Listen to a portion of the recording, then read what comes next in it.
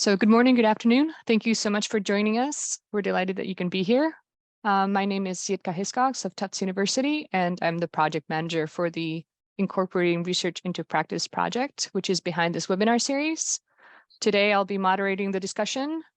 We will first start with introductions of our panelists. Then I will give you a very brief overview of the project. And that will be followed by short presentations by each of our panelists on the existing research gaps in humanitarian WASH. And we'll have lots of time for discussion at the end. So please type your questions into the Q&A while we're presenting, and then we will get back to them after the presentations are finished. So let's start with the introductions. Lauren, can you please go first? Good morning, good afternoon, everybody. I'm Lauren Daniele, an assistant professor at the London School of Hygiene and Tropical Medicine. Nice to be here today. Danielle. Hi, everyone. Good morning, good afternoon. Thanks so much for being here. I'm a professor at Tufts University, and it's nice to be here today. Thank you. Fantastic. And Tracy. Good morning and good afternoon, everyone. I'm Tracy Wise, Senior WASH Advisor with USAID's Bureau for Humanitarian Assistance. Thank you. Thank you all for being here to present. So now we'll move on to just a very short presentation of the Incorporating Research into Practice project, and before we get to the presentations. So in recent years, there's been a concerted effort by donors, researchers, agencies, and implementers to conduct WASH research and innovate in humanitarian response research. And currently there's an unmet need to identify and fill the remaining research gaps and to incorporate research into practice. And in this space, Tufts University, with the funding from USAID's Bureau of Humanitarian Assistance and in collaboration with the Global WASH Cluster and partners and aligning with the roadmap goals, is beginning a grant to translate research to practitioners to reduce barriers to conducting WASH monitoring, evaluation, and research in humanitarian emergencies. So the grant is 2 years long, and the project consists of 4 components. That is a resource center on the GWC website, a research help desk, a webinar series, and trainings to local research partners. And I will just briefly talk about each of the components. So the resource center is actually an existing resource on the Global WASH Cluster website. And the goal is to expand and update the center to support evidence-based WASH and to improve the user experience. We plan to do this in 2 ways. One is to include easy-to-read summaries of the individual research papers and research topic areas. And 2 is to expand the resource center to include templates and tools that are critical to conducting MNE&R, such as ethical review guidelines or sample protocols. The second component is a research help desk. The research help desk will respond to inquiries on MNE&R in humanitarian WASH. It can be questions regarding anything from development and writing of grants to analysis support. The help desk is accessed by emailing globalwashcluster@unicef.org or emailing me or Danielle directly, and I will share our emails at the end. The component 3 is the webinar series. Today, webinar is the first of the series. We plan to run regular research webinars on research gaps and needs assessments with latest news on research, and also real-life examples of what it is like to conduct research in humanitarian WASH. The format will be very similar to the format you're going to see today. We'll always have a short introduction and then 3 speakers with about 10 minutes each. Lots of time discussion. We will have live captioning in French or Spanish, and then the recordings will be linked on our YouTube channel, captioned in English, French, or Spanish. And the 4th component of the project are technical support, including in-person trainings to WASH and research institutions in low and middle income countries that are or would like to be engaged in MNE&R in WASH in humanitarian response. And the support and training will cover anything from research design to preparation of manuscripts and publishing. So our ask today is that you please reach out to us if there are additional webinar topics that you would be interested in, or if you would like to present in the future editions of the webinar. Definitely email us if you would like to ask for research support, or if you would like to get involved in any other way, such as sharing your research results on the Resource Center or sharing your tools. So the contacts are below. It's either through the general GWC help desk at Global WASH Cluster at unicef.org, or my and Danielle's email. Okay, and so thank you for your attention. And now I will hand off to Lauren. Now I'll stop sharing.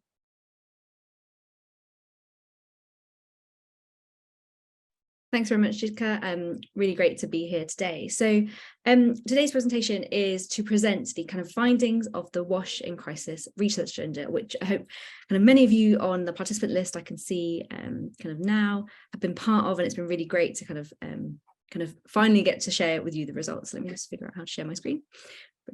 Brilliant. So let's go into this. I'll take off the subtitles because you've got subtitles already. Brilliant. So over the last couple of years, we've now been kind of pulling together something called the WASH, or the Water, Sanitation and Hygiene in Crisis Research Agenda. And we really want to set a research agenda up to kind of 2030 to really align the sector and what it's been doing. Now, of course, I don't need to remind many of you here on the call, but you know, the numbers of people affected by crises is really increasing year on year. Over 300 million people are currently in need, over 200 million affected by natural disasters, over 160 experiencing food security, kind of constant displacement, and you know, billions threatened by conflict and violence. And the risk of disease outbreaks is increasing. Climate change, COVID-19, kind of multitudes concurrent crises are really exacerbating these numbers. And so when we think about research, it's thinking about, why do we need research in humanitarian crises? Now, research really helps us on decision making. It helps us in the selection of effective, appropriate and efficient interventions that are good for program design and can really benefit the population. And some questions can really only be answered by conducting research in humanitarian crises. Of course, we can extrapolate from research that's been conducted in development or kind of peaceful settings, but we still need some of those key questions to be answered from crisis contexts.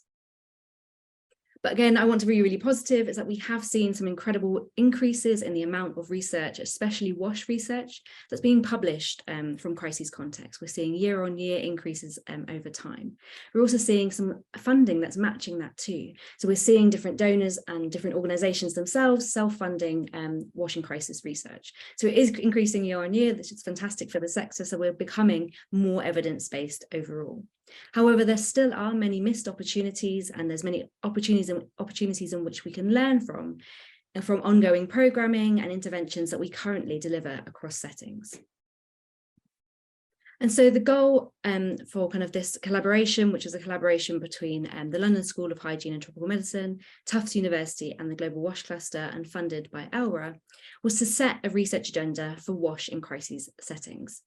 Now, we sought to generate a consensus-based research agenda that really could steer the sector and the humanitarian crisis field for kind of roughly the next 10 years, kind of aligning what do we want to know, what do we want to investigate for the next 10 years to really improve programs as we see them now. So our objectives were to identify these areas of consensus and the research gaps that need to be prioritized, meeting both those practice and policy needs. We want to really direct donor funding towards these priorities and really align some of those together. And lastly, and really gratefully, to be part of this larger kind of translating research into practice, fostering that collaborative environment for WASH and crisis research that really facilitates a dialogue between implementers, researchers, and policymakers. So how did we do this? So many of you on this call are probably part of this process too, but it's something called the Chinry method. So it's a consultative approach, so kind of identifying different research priorities in a very transparent and consultative and comprehensive and hopefully replicable way. And you see here some examples of other sectors that have done this. So cholera did this 2 years ago in 2020. We've got nutrition sector, we've got reproductive health, child wasting, and so on and so forth. So you can see this methodology has been used by many other people too, to really align and generate those research priorities and really align where investments need to be made. So we kind of talk about this in a 10-step process, and I'm going to give you a very, very short overview here of what that process is, but it kind of explains kind of bringing the team together, how we looked at the literature, listed all those questions and came through this. So I'll go through this very shortly now. So of course, we selected a team that would help us do this, and representatives from academic environments, the Global WASH Cluster, and members of the interagency group. We reviewed extensive amounts of literature to see what were the questions that were being proposed in the current literature base, to understand what some of the gaps were and really pulling apart some of those questions. We conducted a series of interviews with many kind of NGOs, UN agencies, multilaterals, local governments, academics, and practitioners. Lots of focus groups too, with different kind of twigs to see what their agendas were, what kind of questions were coming out from them. We pulled out these questions, and this was really trying to pull out lots of questions all together. But we wanted these questions to make sense, right? To make sense for the context in which we were working. So we wanted the questions themselves to have, that they would have an impact, that they would be answerable in crisis context, they'd be relevant to crises specifically, and they could be, potential for scalability or translation or to be implemented in crisis context. The questions themselves, they could be relevant to any country or community affected by or at risk of a future crisis. So this wasn't limited to just those populations affected by crises.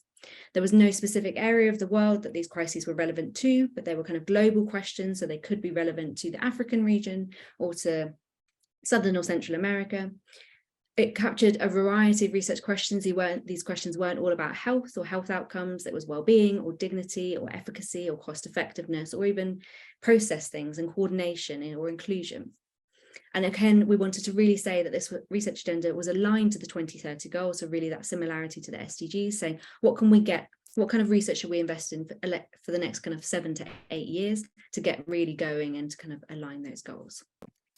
But so we kind of pulled together, and I tell you, there was a lot of questions that came out, and it was fantastic to see the variety of things that people said and kind of what they wanted to be investigated. And we listed out from all of that research, from these interviews and focus groups, 932 questions. And I think you'll be thankful that we didn't ask you to rate and rank 932 questions, but we had a team of fantastic technical advisors coming from both the academic sphere, but also the implementation sphere, who helped review all of the questions, refine the language, and really pull together those that were relevant to crisis context. And we managed to get that list down to 130.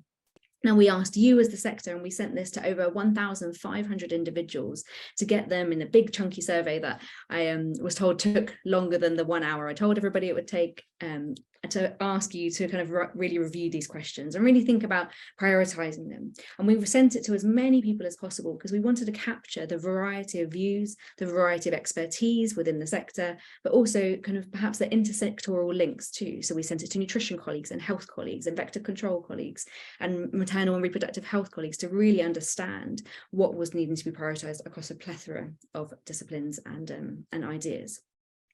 All of those questions came back to us, and we did some lovely calculations that allowed us then to rank those questions and give us kind of, what were the top 20 priorities. And of course, we had some final feedback and revisions by our team of technical advisors who helped again just refine some of those language. And actually, they allowed us to knock down a couple of questions, merge questions, a couple of questions together, which left us then with 128. So that's my kind of crash course in the Chinnery method. And of course, you can ask us many more questions afterwards on how we did this. But now I want to bring us to actually the results. So of course, first was just who took part in this prioritization exercise. And so we had over 280 people, so 286 people responded to our survey with kind of took the time to review this. Languages that they took this in, we kind of made this available in English and French and Arabic and Spanish. And so you can see that it was kind of, we had a kind of global spread of languages it was taken in. Predominantly men took our survey, but that's not surprising considering probably the demographics of humanitarian response. But all types of organizations were involved. You can see the majority were from kind of international NGOs, but we had a range of UN agencies and national NGOs and governments and academics, donors, and so on and so forth. So we think that we had a really nice kind of representative kind of viewpoint of the entire sector to understand what these priorities should be. And of course, we wanted to really understand as well where people were coming from. So actually people's region of origin, which they self-identified, the majority of people were from the African region, followed by Europe and kind of Eastern Mediterranean. But people's region of focus, and when it came to their kind of work in humanitarian crises, was again focusing on the Africa region, focusing on the Middle East or Eastern Mediterranean region, and then or some people had a more global viewpoint, so capturing where their focus may be. And then we talked about clusters, and I mentioned that we tried to make this as intersectoral as possible. We had a variety of people who identified with different clusters kind of answering some of the surveys. You'll see this doesn't add up to 100% because some organizations could self-select as many kind of clusters as they identified with. But I think that helps us understand that it was coming from not just a WASH perspective, but that kind of more multidimensional kind of viewpoint. And then we talked about experience, and we had about an average of 12 years of experience working in WASH or humanitarian programs. But we felt that people really understood kind of the questions that were being asked. But now let's jump to the questions themselves. So when we looked at the research, we really saw that the types of research that were being prioritized really focused on evaluating and optimizing the delivery of existing interventions. The majority of the top 20 really were focusing on what we have now, the current interventions that we have in our hands. There were some questions there that did focus on the development or improvement of, again, existing interventions. Or in some instances, we actually wanted to describe the current kind of associated health and well-being burden or practices or services available in crisis context. So it really focuses on that. What we want to know about is what we're doing now. Is it the right thing? How effective is it? And then what's kind of happening within our population that might need us to tweak or change some of those aspects. And I want to kind of emphasize that there is this fourth category, this category of discovery research. Now, within the top 20, there was really little to no emphasis on this kind of new interventions or new innovation or discovery research at this time, which I just think shows like a trend in the sector that people really want to understand is what we're doing now, the investments we're making now, kind of this is where we need to prioritize some of that kind of research, learning and evaluation. So I'm going to jump to the questions, and I do apologize in advance because there's 20 and they're very wordy. But we just kind of give you an overview. I'm really not going to read these through because we've only got a very short amount of time. But you can see here that we kind of collated the top 20 research questions together, and this will be published kind of in kind of a short report that will be coming out shortly. But what I want to do is jump to the kind of thematic areas itself that were prioritized. So we saw that like the kind of leading priority within this group of top 20 was really talking about evaluating and understanding the distribution of hygiene materials or non-food items. Within our second priority here, we had kind of more generalistic questions talking about improvements to the design and implementation of washing crisis programs, especially focusing on women, girls, kind of people with disabilities and older adults and the inclusion of these populations. The kind of third grouping of priorities, the third thematic area was improving access to and the use of sanitation facilities and reducing that exposure to feces within the environment in crisis context. Our fourth priority area, thematic area, was behaviour change, specific to improving hand hygiene, personal hygiene and domestic hygiene. So behaviour change, communication, hygiene promotion, so on and so forth. Our kind of fifth area was talking about the kind of improving the access to water sources and or the quantity of water from those water sources. I think a key area that's been highlighted in other research too. And then thinking about our kind of still other thematic areas that did come up but slightly less frequently. People wanted to know the burden of or the risk factors for WASH-related health and non-health outcomes. So thinking about risk factors for certain diseases or mental health outcomes or burden of certain aspects of kind of population affected by crises lives. And then we had kind of 1 to 2 questions here that did come up in the top 20, and I think it's really important to point out that we did have questions about climate change interventions and about the design of kind of water and sanitation infrastructure that would be resilient to climate change. And our last area here being WASH policy, coordination and governance, we had a key question about a research question of how to build the capacity of WASH professionals. And again, so that's been really highlighted by everyone who took this, saying it still is something that we need to do further work on. So that's kind of the thematic areas, and we will be releasing kind of the full list in detail so you can have a read through the kind of key questions there. And so now it's kind of really our call to action, and this is the start, today is the start of our dissemination process to really get this and to get everybody moving. But we're kind of calling different parts of the WASH sector together. But we want donors really to invest in research and to allocate funding within humanitarian programs to fund the research and evaluation that we think should be prioritized. for academics themselves to respond to the research needs set out by the sector, so they know that they're answering those important questions and linking with implementing agencies to design the studies that are relevant and should need to be prioritized. And then to implementing agencies and the implementers themselves to really think about how to incorporate research into your program and crisis response, and conducting research that's relevant to their organizations, but also now relevant to the global audience. And so just to kind of give you a highlight of where this is going to be available. So we've just releasing the results today, which is fantastic, and I'm really excited to do so. But we're going to be putting out an executive summary, so you don't have to read our very long report. But if you do want to really read our very long report, we're going to have a full report in detail, really expanding on some of those methodologies, really breaking down within a certain thematic area, what are the priorities. So if you're interested in fecal sludge management, you can find the fecal sludge management section and pull out the priorities there.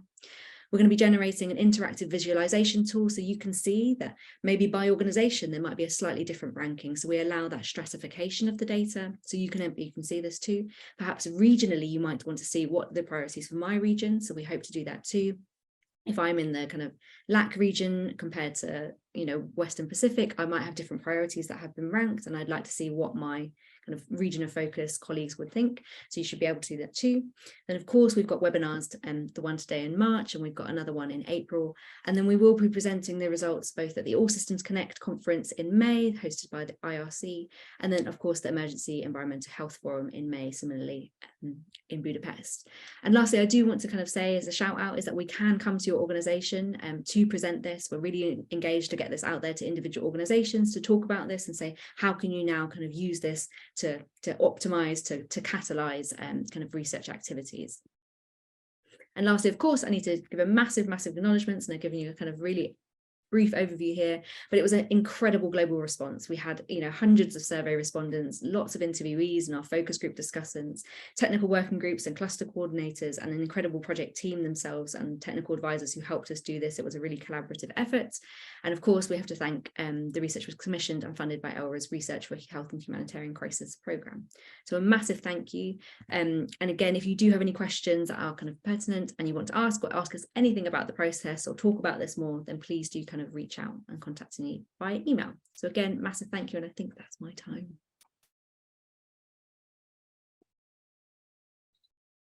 Fantastic. Thank you, Lauren. That was great. Please, everybody, if you have questions, I'm just going to repeat, type them into the Q&A, and we will take a moment to answer them at the end of the presentations. And now we're going to hand off to Danielle. Thank you so much, everybody, for being here. And we'll have two more shorter presentations, one from me and one from Tracy, and then we'll be happy to talk about any questions that come up.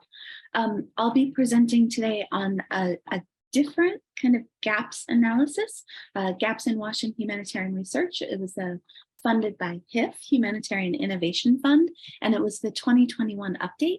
It was a really large partnership, Leeds, Cranfield, the cluster, Oxfam, HIF, and I just want to acknowledge all the people who worked on this as well. So the evidence gaps for WASH in humanitarian response, there was a report done in 2013 to identify in humanitarian WASH major challenges that require innovation, different stakeholder perspectives, and funding priorities. The Humanitarian Innovation Fund wanted to update that gaps analysis in 2021 to be broader and include gaps from people affected by crisis, responders, and the existing literature. So the team worked together to collect multiple modes of data. So direct feedback from a global survey, from focus group discussions, from case studies, as well as literature reviews that would then come together into overall conclusions. And so Oxfam led, there were 62 facilitation teams led focus group discussions. These were trained by Oxfam. Many organizations did this implementation. There were over 120 facilitators. And then an Oxfam team of 5 people really coordinated this data collection. G. McCluskey, Andy Baspel, John Allen, Lama Abdul Samad, and Simone Odang. So then we had all of this data from a global online survey, from focus group discussions with people affected by crisis and by responders across the globe, really. And we needed to develop a process for kind of extracting and categorizing the gaps that they said. And so first, what I wanted to highlight is these gaps emerged from the data. So we had all the gaps in a big Excel file, and we were figuring out how to pull them together. So we pulled them together into 5 themes: water, sanitation, hygiene, general wash, cross-cutting, 19 major categories, similar to Lauren's themes like need hygiene items, and then 58 categories within a specific theme. And so here's one graphic that has all of our gaps in one place from our direct feedback, almost 3,000 gaps. And so you see our focus group discussions with people affected by crisis. We had about 1,000 gaps, about 150 focus groups. Our practitioner focus groups, we had about 750 gaps, 66 groups. And our global online survey, we had about 250 respondents and about 1,000, a little over 1,000 gaps. And we really saw this difference by theme. Our people affected by crisis really had gaps related to water and sanitation and needing water and sanitation. And the in blue, the online survey, the focus groups with practitioners had a lot more gaps around cross-cutting issues like training and coordination. And so we did see differences between these 3 different groups, and I'll break into those slightly in the next bit.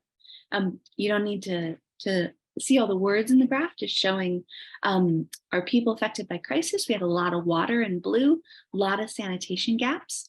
Our people affected by crisis were mostly women without disabilities in conflict-based humanitarian contexts, in protracted emergencies in Africa and Eastern Mediterranean regions. And really, the gaps that came out as greater than 5% were need for safe water, need for sanitation, need for items, need for solid waste disposal, and need for household behavior. And that's really about people saying the gaps were needs for basic services. There's a gap, I need more water, right? And so similar for the practitioner focus group discussions. Now this, like Lauren's, this was mostly men without disability. In conflict or outbreak humanitarian contexts, again, mostly protracted African or Eastern Mediterranean region again. And here we see need more safe water, okay, household behavior, sanitation items, but then here we start popping up with needing collaboration and need solid waste disposal. So you're starting to see a little, the water's in blue, sanitation in gray, but then cross-cutting's in dark blue, right, and washes in yellow, and those are popping up a bit more. And then we see our results from the global survey. So these are mostly mid-career men, humanitarian wash sector, country level, international NGOs or the UN, multiple countries and large-scale crises. And then we see our water is actually very small, that's light blue. Sanitation is gray, that's smaller. And we really see our dark blue cross-cutting. Like those are the issues that were brought up. So what do we see is needed? What are the gaps? Collaboration, safe water coordination, qualified staffing, sanitation, collaboration with other sectors, funding. So we're seeing many more kind of how do we do this gaps. So again, this is like Lauren's, this is a big table of each of the top 10 gaps from the different pieces. I don't need you to see this all, but just looking at the top first gap, people affected by crisis and need for water supply and provision, focus group practitioners need for water supply and provision, the online survey need for collaboration and coordination, right? And so I think we really see some differences in the responders. So to sum this all together, in conclusion, we found that the people affected by crises wanted the what, the services. Responders wanted the how to provide these services. And then researchers, which I didn't talk about today for time, wanted to provide the why of we do this for health impact, really, is researchers wanted more data on health impact. And you're seeing some tensions in those. And also to echo what Lauren said, we saw almost no innovation gaps, even though this was funded by Humanitarian Innovation Fund and the focus group discussions were really set. to elicit innovation gaps, we didn't really see those. So some limitations of this, these gaps identified were the needs of today, not why or the future. The gaps weren't weighted in analysis in any way. The online service was specific to the NGO delivery sector. And just say that processes and procedures like collaboration, coordination are less documented or researched than technical interventions. And to end here, I want to acknowledge the donor, LRA's Humanitarian Innovation Fund, all of the partners, Global WASH Cluster, Oxfam, Cranfield, University of Leeds, all of our focus group discussion members and our survey respondents. And then I will stop here and we can take questions later as we pull this all together. And just to say, this also has a report which has been delivered. There's been some webinars out, and the peer-reviewed manuscript is actually in my inbox waiting to be reviewed, waiting to be formatted so it can be published. So I think we've also been working on dissemination of that. So thank you so much. Fantastic. Thank you, Danielle. Next up is Tracy Wise from BHA. Good morning and good afternoon again, everybody. Thanks for attending. So today we're going to talk about the BHA research agenda in the context of this discussion. For those of you who have been in previous presentations on this, I did, because of the topic, we're going to focus really on the research side, but overall, this is the BHA research and capacity building agenda. So you'll see a bit on the capacity building as well. Just to quickly put everything in context in regards to BHA, the US government did put out a very exciting White House action plan on global water security in June of 2022, which recognized that a significant portion of the most vulnerable are in humanitarian settings and that we will be unable to reach SDG 6 without explicitly addressing these populations. And which is obviously we're very concerned about the numbers of people in need of humanitarian assistance, as was highlighted in the earlier presentations. But we're pretty excited that we are kind of getting some more of the high level recognition, particularly around humanitarian and needing to figure out support to that and not always be focusing purely on sustainable or development, but really pitting humanitarian into there as well. The USAID Bureau for Humanitarian Assistance is the largest humanitarian WASH donor amongst the traditional donors. You can see in fiscal year 2021, we spent $444 million specifically on WASH funding across 73 different partners with 360 awards. Which is roughly half of the funding that USAID spends on WASH across all types of topics and themes. So it's really important for us that we help the sector address the gaps and that we really have a program that is focused on the evidence base, because with the scale of the programming we're doing, we want to really be responsible and a good donor.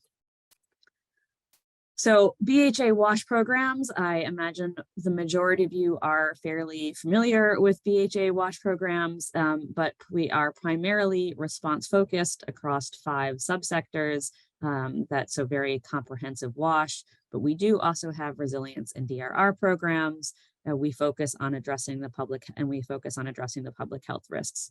We also have the global awards that focus on the capacity of the sector. Research and surge support. Examples of these types of awards are WASHM, the German Jordanian humanitarian WASH master's degree, some research-based awards such as surface disinfection and hand washing, and things like the field support team for the cluster.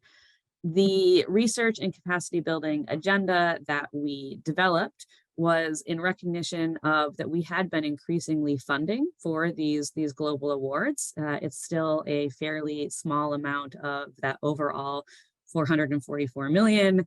We're looking at maybe 1% of the budget goes to these global awards, but we had been increasingly funding. And so we did want to really try to have a strategy and an agenda that we could communicate with the community at large, with the goal of really being able to broaden our outreach and our coordination. The research agenda is focused on these global awards, and it does not, it's not, while it is relevant to our response-focused awards at the geographic level, that is not kind of the driving force behind those awards. So the goal of the agenda was to have a formal internal guidance document for our team to prioritize research, and for over 5 years to prioritize our research capacity building activities to overall improve the effectiveness of WASH interventions in humanitarian activities. The full document is not publicly available. You will see that there is the formal internal guidance, but we do have these sorts of presentations. You can find the slides and videos online. And we are sharing these top lines to increase coordination and inform others by sharing our top priorities. And we hope that this will also help inspire others and increase submissions of research and capacity building concepts to us and broaden our pool of research partners.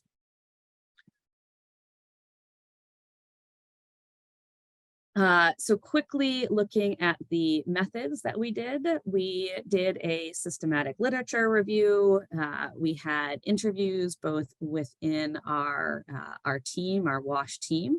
We also had interviews within the technical and program quality office of BHA. So this is where the sectoral experts sit. So looking across different sectors, things like shelter and settlements and health, and broadly looking trying to get that input from a wider variety of viewpoints. We also had interviews with our colleagues in the US government and USAID. So over in the Bureau of Resilience and Food Security, where the USAID Center for Water sits, our Global Health Bureau, as well as CDC.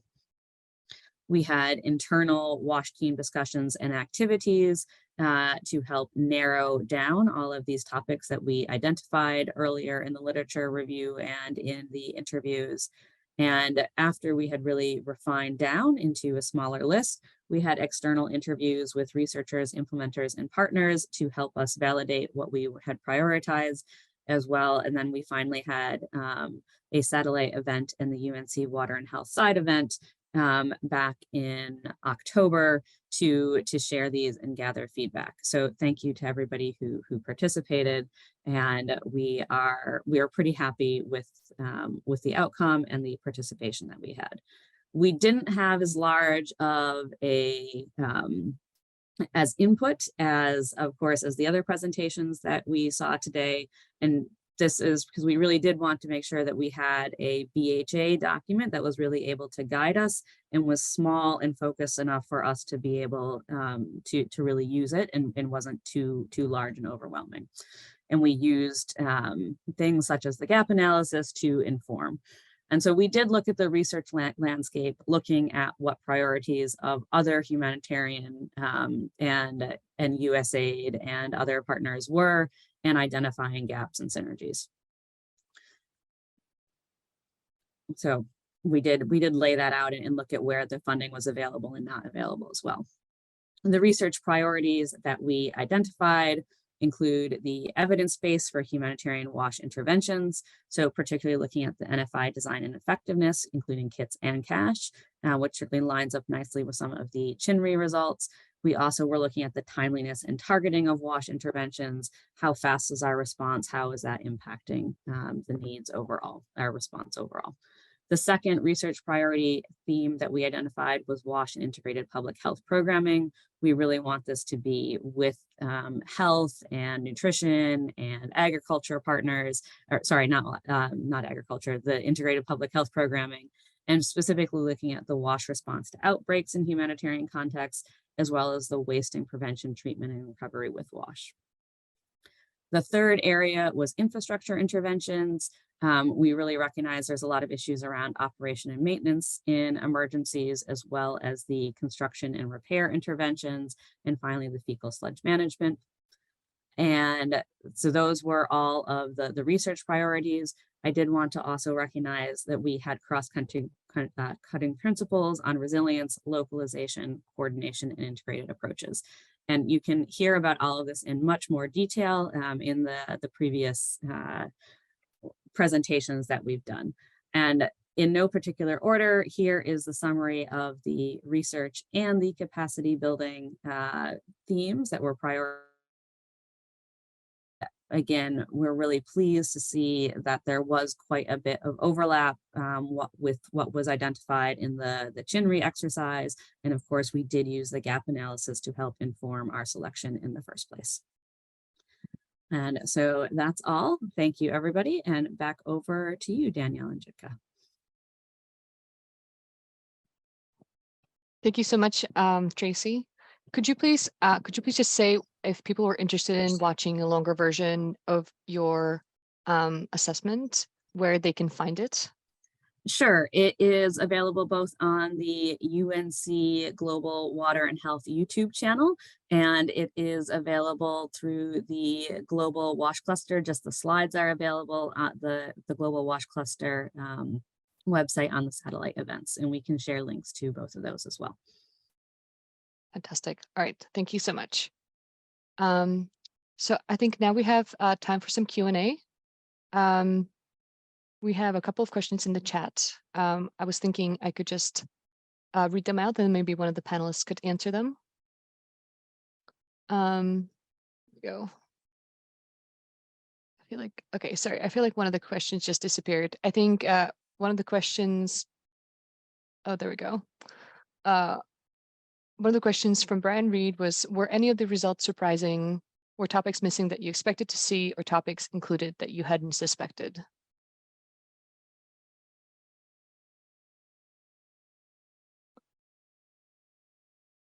Sorry, I think maybe that might be appropriate for Lauren or Danielle. Do one of you want to answer? Danielle, do you want to go first? Because I think you've answered it partially to Brian. And then yeah, I can jump in first. I think from the gap side and kind of writing this up, what it really highlighted is the importance of basic wash, water, sanitation, getting the basics right. I think some of the stuff that we talk a lot about at the international level, like some of our reviewers were like, why didn't menstrual hygiene management pop up? And I'm like, it wasn't in the top 10 of what people said, or why didn't innovation gaps pop up? And I think this comes back to what will people say if they are asked what they need. So I'm not sure that the results were surprising. I think looking at all the results, I really want to echo what Lauren said earlier, which is a lot of this is about doing WASH better. It's not changing the fundamentals of WASH. And that's a really interesting thing to think about, and why these gaps came up that way. And is it possible to do WASH better? And how can research help us do that? And I think it is, or fundamental changes needed. And I think that's also a question that didn't come up in these results. And Lauren, do you want to, I'll hand it over. Sure. Similarly, so I think I obviously gave a very quick overview and didn't dive into the questions within that top 20. But I think one of the surprising kind of thematic areas that also didn't come up necessarily in the CHINRI exercise was a specific kind of like questions about menstrual hygiene management. And menstrual hygiene management was actually woven into many of the questions about sanitation access. And so we found when we kind of pulled out kind of sanitation access, but it was very specific for the inclusion of women and girls, of inclusion of bathing facilities, and for a kind of infrastructure that would allow, or services that would allow for kind of improved kind of menstrual hygiene management. And so that was a bit surprising to us that we didn't see kind of more questions that came up. However, when we did the regional analysis and when we did kind of stratification by organization type, that's when different priorities did come up. And so I think it's really important when we'll have a visualization tool where people will be able to self-select by type of organization, that you'll see that different organizations had very different viewpoints. And I think that's quite mirrored in the gap analysis to see those differences too. that perhaps if you were coming from an academic's perspective compared to an implementer's perspective compared to a government, there were different priorities that came in order. I think another surprising aspect of the washing crisis research agenda was that probably climate change wasn't as highlighted as we expected to do. You know, it's what we're talking about, and water scarcity in particular. But I think people haven't quite articulated perhaps what the research questions are.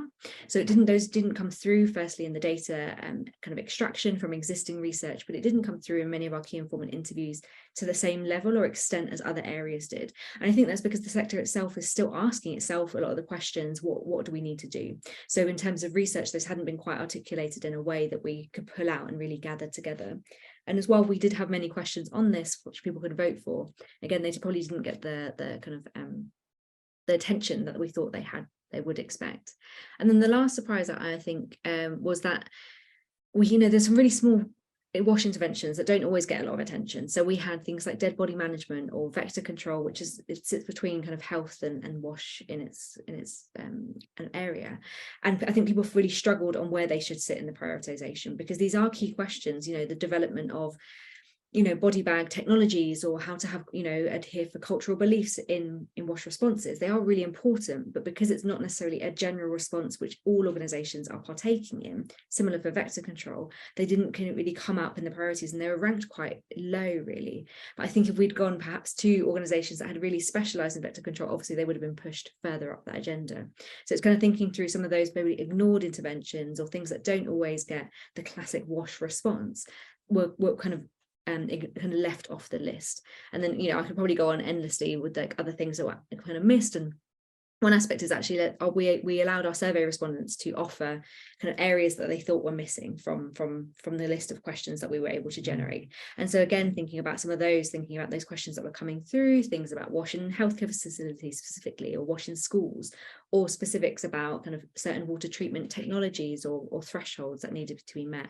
So people themselves were coming up with research questions. So of course, I think we didn't cover everything, but I can see the sector itself was quite buzzing about the research it wants to do. And we have included this in the full report to see that list of everything that we didn't get to cover, to show that there's wider than we kind of were able to capture, I think.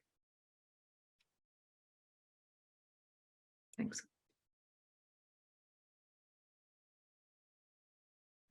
Thank you, Lauren. Maybe I can jump in and answer Brian's second question, because he's asked whether there were gaps due to lack of knowledge by individuals rather than an absolute lack of knowledge. And so for our, as I mentioned, we did have a research and capacity building agenda. Although we focused on the research, well, we went very, very quickly over our research topics in the presentation today. Yes, Brian, we strongly feel that this is a really critical distinction, and that part of both what this project that BHA is funding, and that is hosting the webinar today, as well as the capacity building part of our agenda, is to really address that lack of knowledge. We do think that there are a lot of areas which we have the knowledge, we have the research, we know what to do. It's having that happen at the field level, making sure that knowledge is disseminated down to the people who really need to have it. So I think some of the areas that they're identified in the exercises that Danielle and Lauren have done have been highlighted on the capacity building side for BHA, because we don't necessarily feel that there needs to be a ton of research. It is more how do we make this into action? And that is part of the goal as well of this project, is how do we turn all this really good work. We've seen so many new publications, but it's a lot to keep up with. It's a lot for us at the global level to keep up with, and can really understand how that's challenging to get down to people who are trying to do implementation every day. Danielle, I see you'd like to answer as well. No, I'm nodding my head, but I was thinking maybe I'll jump in and start a conversation around ANDS, which is a lot of research gaps have been identified in the context of limited funding. How do you think that we collectively should narrow down priorities to identify the most critical areas for research. And I just want to echo, I agree that we have a lot of research we need to translate to action. And that is, I think this grant is really exciting for that reason. And I think, and there are these research questions that pop up and we can always say, well, we need more research. And I think for me, a prioritization exercise, or I have a couple thoughts about that. One is research that can move to action very quickly. So what tells us what to do? And there's some comments in the Q&A about a lack of research in MENA, which is true. There's not as much WASH research in MENA. And so thinking about, okay, what's needed for action right now? And then another thing I would say is, let me think if I can remember my thought. In terms of limited funding, prioritize things that can be answered in a research question with the donor. And I think there are some really key ones that can be answered right now in a timely manner that come up at the top of a lot of these lists. Maybe that answer wasn't so great at the end part there, but maybe I'll turn that over to Lauren to see if she has any thoughts as well. Sure, thanks, Danielle. I think it's been a really kind of good example. What we've seen today is that we've got kind of, let's say, the WASH and Crisis research agenda, and then we've had BHA present their research agenda. And you can see some, I'm really happy about seeing that, really a lot of alignment between a lot of those research questions and thematic areas. You know, one of the kind of priorities clearly stated by Tracy at the beginning was WASH NFI distribution, right? And that's been identified within the top 20 as, you know, it's frequently come up. And, you know, that is a common kind of intervention that is employed by many agencies. So I think that alignment just between a donor and the research prioritization exercise is a way to allow us to identify the most critical areas for research funding. And similarly to what Danielle said, they are potentially easy wins as well. You go, can we do this? Can we do it well? And can, you know, we've got the funder, the implementer, and the researchers all aligned to what that is. And I think that really helps us to do so. And I think it's finding commonality between your organizations. And I kind of really want to kind of ask everybody to invite us to your organization to talk about the research agenda as well, because I think once we start speaking to kind of X, Y, or Z NGOs or UN agencies or local governments, it's aligning, saying, well, they probably have these conversations already. What's aligning to these global agendas, and what can we therefore match up, and kind of can we hit all of those and tick those off as quickly as possible, and having kind of a more participatory approach to engaging in the research, saying these are the ones that we're going to invest in now. And that's, I think, it will a way to kind of reduce that list of 20 down to kind of 5 for now in the next couple of years, and then we keep cracking away at that list, and just finding some of that alignment is really key. And I think it is really useful that we had this presentation at the same time to see, look, there is a really nice overlap. And of course now we would want more donors to kind of go through that similar process from their side to say what aligns kind of in their kind of ideologies and their kind of program designs going forward, and then implement to do the same, academics to do the same. And I guess just to go back to reflect on Brian's question as well, and I think this is a question we really reflected on in the WASH and Crisis research agenda, is of course, with our respondents who were answering the survey, are they prioritizing a question because they don't know about the research that already exists on that question, or is it that they don't have any knowledge about that question in the first place because there isn't any research? Now, it's quite hard to tell, but what we did see, and I think that was just quite nice to see, is we know there's lots of research, for example, on point of use water treatment, and especially in emergency context. We still kept those questions in and we asked people to prioritize them, and they weren't prioritized. So that was a really nice clue to us to say, okay, we think people are really have seen some of the research, have seen some of it. Of course, we can't measure to what extent, and that still might be a huge lack of knowledge, meaning some things were prioritized that maybe there is a larger body of research on compared to others. But I think that was at least a minor indication that perhaps this is not necessarily a lack of knowledge or a lack of knowledge of the research, but maybe a lack of knowledge overall of how to design their programs. So we hope that the research questions that were generated are adhering to a lack of knowledge rather than just a lack of access to research. But like projects like this and the one kind of undertaken by BHA and Tufts is hopefully going to help bridge that gap and start to really think about how do we get this research further. And I think sometimes we get stuck in our academic sphere and we don't get dissemination out there properly, and you know, the trickle down effect, and it doesn't really happen. So I think that's going to be our biggest thing, and especially building capacity, is how do we get the research out there? How do we get it out there and be into a usable format that's not always at a manuscript or a paper and things like this? So I'll leave it there. Thanks. And I'll jump in as well on the prioritization question. I mean, as you saw, we did try to prioritize for BHA, a fairly, small sector, but at the same time, we left a lot of breadth in there. And I think we can use things like the Chinri exercise to help further inform out of those priorities that we identified, where do we really see a lot of evidence coming or a lot of additional questions coming through? And then we can prioritize those within the agenda, or we can refine the questions that we have within the agenda. But we don't have to undo the year of work and all of the time that we spent to develop that agenda. It just helps us further focus within it and say that we really have kind of the weight of the humanitarian WASH sector, even without having done as much of the work, we're able to incorporate and really utilize those results. Yeah, and I think that a couple of things to think about. One thing I also think is important is a lot of the research, and it's reflected in the people sitting here speaking, is coming from Northern institutions. And I think research to prioritize would be amazing that's at the local level. And that's also something that I know the donors and all of us are thinking about is the localization of the humanitarian research agenda. And I just wanted to highlight that I think would be a way to also prioritize filling research gaps is what can be done in the localization agenda.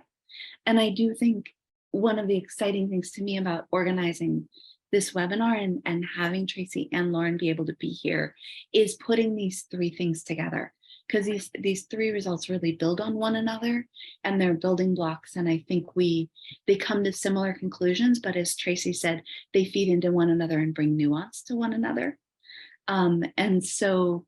And just to echo what Lauren said, to answer Brian's last question, which is, are there any areas perhaps we should no longer prioritize for funding? Systematic reviews, the research gaps, they all tell us that there is a lot of data on household water treatment in emergencies. And we know how to do chlorination in emergencies. If you want to get the right dosage and do some household visits and do some training, you might get some high uptake, but if you're just going to distribute chlorine tablets out, it's not going to be very high uptake, and filters need replacement parts and training, right? We have a lot of research that boils down to that. We probably don't need a lot of more research on that. And I think, as Lauren said, that's reflected. Those questions didn't pop up in the Chinri. That's reflected in the systematic reviews. They come out as quantitative questions that have been answered. And so I think that we really are thinking about the new things that are bubbling up. And that's an important thing to see across these three studies.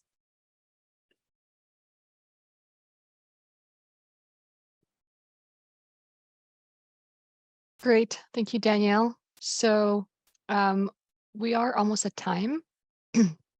And so I just wanted to ask you if you had, anything else to add before we end the session?